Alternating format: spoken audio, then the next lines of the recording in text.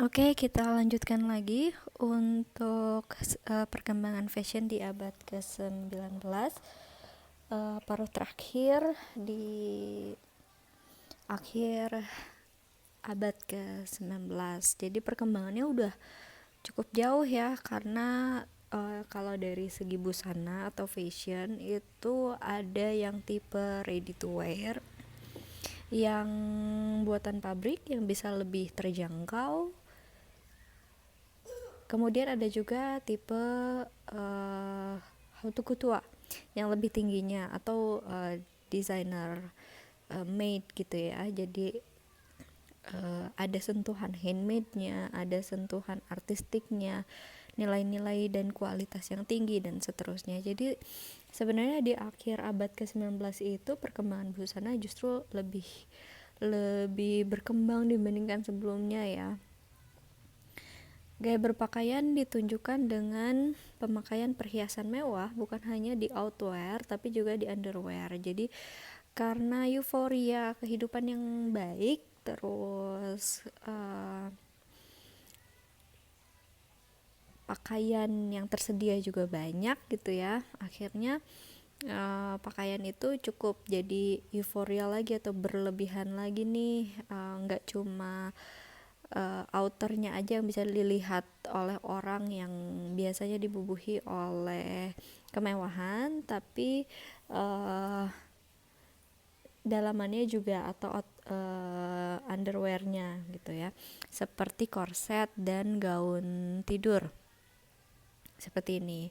Jadi korsetnya juga ada beberapa yang memang disulam dengan benang-benang emas untuk kalangan tertentu, yaitu kalangan menengah ke atas. Kemudian gaun-gaun malamnya juga sangat-sangat mewah dengan kain-kain yang juga mewah, berkualitas tinggi dan seterusnya ya. Seperti ini. Biar gimana pun wanita itu selalu suka dengan siluet-siluet yang membentuk tubuh wanita tuh jadi menarik gitu ya. Kalau abad 18 yang tadi yang sudah kita bahas di video sebelumnya, ada pin ya atau pinggul palsu itu ya. Kemudian di awal abad ke-19 itu dihilangkan. Kemudian di pertengahan abad 19 orang-orang berinovasi dengan crinoline yang melebar 360 derajat, membulat gitu ya, saking lebarnya. Pada akhirnya ada beberapa kasus yang membuat akhirnya crinoline itu dihentikan. Tapi tetap balik lagi, wanita tuh selalu suka siluet. Nah akhirnya diciptakan kembali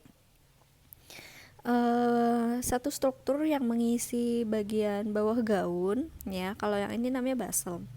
Basel ini lebih pada struktur bagian belakangnya saja. Jadi beda ya, kalau misalnya pinnya itu hanya di pinggir saja, makanya di abad 19 itu gaunnya lebar ke samping kanan dan ke samping kiri. Kalau crinoline itu benar-benar membulat sekali gitu ya. Sedangkan kalau basel ini hanya di bagian belakangnya saja. Dan kalau kalian lihat strukturnya lebih cukup baik dibandingkan crinoline ya. Kalau crinoline itu kesannya kaku sekali.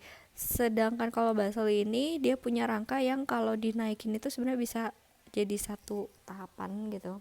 Bisa jadi satu part. Jadi kalau kalian lihat yang rangka yang melingkar-melingkar ini, kalau disatukan gitu, kita dekatkan, nah itu bisa jadi satu apa namanya, satu besi yang berdekatan gitu, jadi nggak terlalu kaku seperti crinoline. Kemudian basel juga berkembang, konsepnya sebenarnya tetap sama, bantalan di bagian bokong ya, tapi menyesuaikan dengan kebutuhan dan juga flexibility orang yang memakainya atau si pemakainya. Jadi tetap bisa beraktivitas dengan baik atau tetap bisa beraktivitas dengan nyaman, tidak seperti dengan memakai crinoline sebelumnya. Kalau kalian bikin gaun crinoline zaman sekarang mungkin sudah banyak perubahan ya dari crinoline yang diciptakan di abad ke-19 gitu. Tentu ada perbedaan crinoline zaman sekarang dengan yang zaman dulu. Nah, siluetnya jadi seperti ini. Awalnya masih cukup normal ya, kemudian lama-lama dia benar-benar fokus pada bagian bokongnya saja seperti ini. Nah, si undergownnya, di bawah gaunnya itu selalu memakai korset, jadi pinggangnya itu kecil, dadanya membusung ke depan, kemudian dia pakai basel di mana bokongnya akhirnya cukup menonjol ke belakang sekali gitu. Jadi siluet di akhir abad ke-19 justru jadi seperti ini, dan ini adalah simbol cantik ya, simbol anggun, simbol standar bentuk tubuh itu seperti ini di akhir abad ke-19. Nih, seperti ini ya. Pada akhir abad ini juga terjadi kebangkitan kembali pada gaya berpakaian pria yang mulai memperlihatkan originalitas seperti yang dulu terjadi pada Prancis. Secara general, pria di akhir abad itu terlihat maskulin dan konvensional sebagai representasi dari kehormatan dan kejujuran. Jadi selama ini tuh kita melihat bahwa pakaian laki-laki itu sebenarnya cukup feminin ya kalau kita melihat dari abad-abad sebelumnya. Mereka juga memakai riasan wajah seperti bedak, lipstick, kemudian blush on. Mereka juga pakai wig, mereka juga pakai high heels dan seterusnya. Tapi kemudian dalam perkembangan revolusi industri, banyak laki-laki yang kemudian ingin dianggap profesional dalam pekerjaan, dan laki-laki dengan penampilan yang cukup nyentrik, yang cukup feminin itu dianggap manja karena dia adalah bagian dari kerajaan-kerajaan konservatif dulu. Jadi pada akhirnya image laki-laki di akhir abad ke-19 itu berubah. Mereka ingin terlihat profesional dengan mengganti atribut-atribut pada tubuhnya. Jadi mereka pada akhirnya meninggalkan make up sama sekali, kemudian menumbuhkan rambut-rambut di wajahnya seperti kumis, janggut, dan juga jambang gitu ya. Rambutnya dipotong dan disusun secara rapi.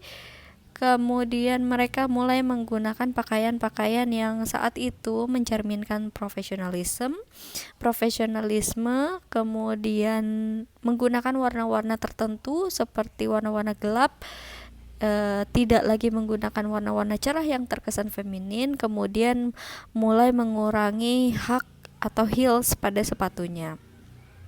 Nah, di sini mulailah kesan maskulin pada akhirnya melekat pada pria secara keseluruhan.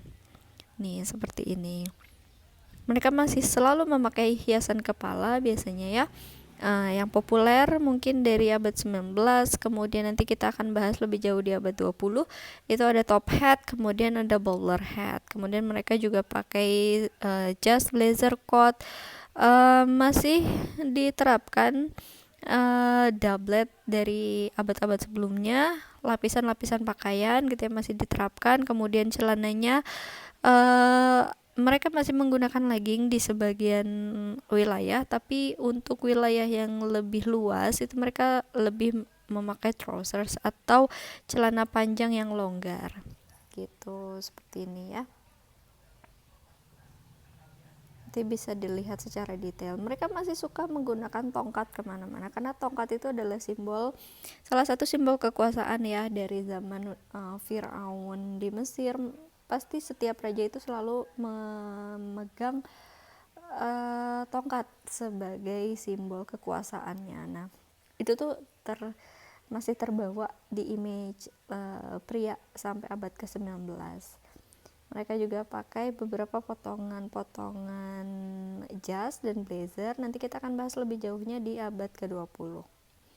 Hiasan kepala itu untuk wanita, mereka suka juga memakai topi, terutama topi-topi dengan aksen atau dekorasi bulu ya, seperti ini. Kalau untuk laki-laki masih beberapanya suka sekali memakai top hat itu untuk kalangan menengah ke atas, kemudian untuk yang lain biasanya bowler hat seperti ini. Kalau perempuan topinya bermacam-macam, topi bertepi tidak terlalu lebar, kemudian ada hiasan seperti pita, bunga, kemudian bulu ya, dan bulu yang paling banyak digunakan pada saat itu pada abad ke-19 adalah bulu dari burung Florida shorebirds. Nah, saking banyaknya peminat atau orang-orang yang menyukai bulu dari burung ini di topinya, eh, karena di abad ke-19 itu kan belum ada yang namanya bulu sintetis gitu ya, bulu bohong-bohongan, jadi pasti harus berburu si Florida shorebirds ini. Nah, akhirnya di abad ke-19 itu burung ini sampai hampir punah. Sepatu sebenarnya masih cukup relate dengan abad sebelumnya, tapi aksen-aksennya atau warnanya juga lebih gelap untuk laki-laki. Kalau untuk perempuan masih bisa menggunakan warna apapun. Anak-anak itu sama menggunakan pakaian yang sama dengan orang dewasa gitu ya. Tapi karena banyak anak-anak di Amerika dan di Eropa itu sekolah, akhirnya mereka punya seragam tertentu seperti ini. Ya, gaun dan blazer yang digunakan untuk sekolah. Kemudian ada aturan panjang dari celana yang boleh digunakan atau gaun yang boleh digunakan oleh anak-anak. Misalnya 4 tahun itu sebatas lutut, kemudian lama-lama celana atau gaun anak-anak dan remaja tersebut harus semakin turun, semakin menutupi bagian kaki gitu ya. Gitu. Terus kelas pekerja sebenarnya semuanya sama, tapi mereka masih identik dengan warna hitam dan warna putih seperti ini.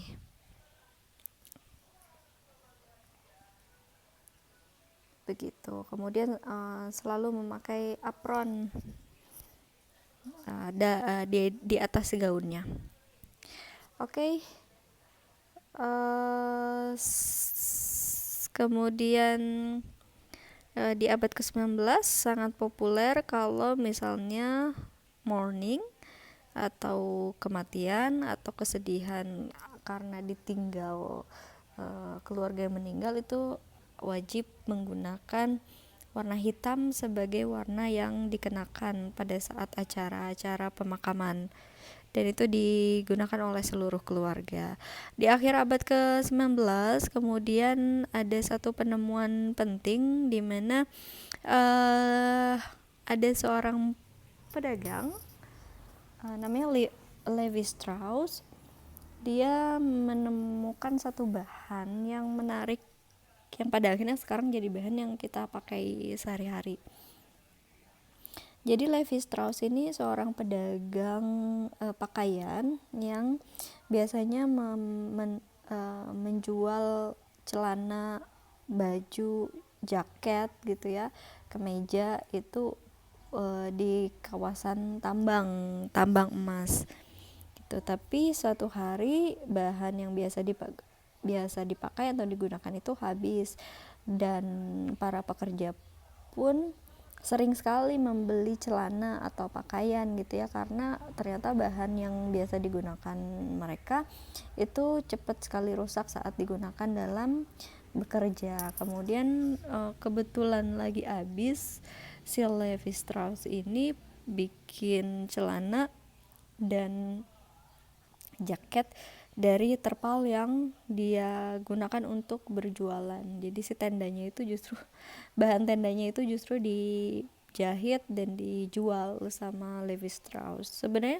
awalnya dicemooh ya, karena bahan itu kan kaku banget. Sebenarnya itu adalah bahan denim yang enggak lazim saat itu untuk dijadikan pakaian, karena biasanya itu dipakai untuk terpal atau semacam atap dalam berjualan gitu ya, atau alas dalam berjualan. Awalnya nggak lazim karena denim pada masa itu tuh tebal, keras dan kaku, dirasa tidak nyaman untuk melakukan aktivitas gitu. Tapi setelah dicoba untuk dibuat, kemudian ada yang membeli si penambang-penambang ini, akhirnya justru penambang ini puas dengan celananya yang berbahan denim itu atau jeans ini, karena saat digunakan untuk bekerja, dia kuat sekali dan awet gitu dipakainya. Dan pada akhirnya Levi Strauss ini membuat satu brand, Levi Strauss & Co, dan beliaulah atau dialah orang yang memang pertama kali menciptakan pakaian dari bahan jeans atau denim gitu. Begitulah materi kali ini di abad ke-19. Kita akan bertemu lagi di materi selanjutnya abad 20. Terima kasih.